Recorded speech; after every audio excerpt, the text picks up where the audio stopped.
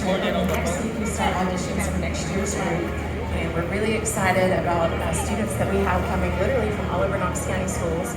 Some that are right in our back door, and then some that say, hey, we want to be a part of that group and have transferred into our schools at Holston. So we're really very proud of that. This summer, we have a few spots left. If you have a child or a niece or a grandchild or somebody like that, nephew that might be interested in a program, something like this, you can go to our